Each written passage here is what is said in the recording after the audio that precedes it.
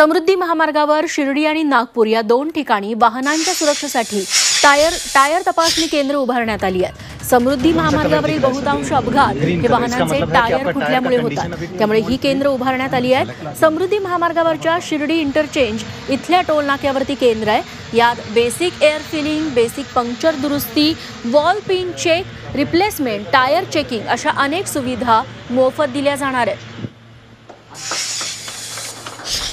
एप्रिलपासून ते आजपर्यंत जवळपास 15,000 गाड्यांची आम्ही टायर तपासणी केली आणि 750च्या आसपास गाड्या आम्ही त्यांना समृद्धीला एंट्री दिलीच नाही, कारण त्यांचे टायर एवढे खराब होते की ते समृद्धीवर प्रवास करू शकणार नव्हते।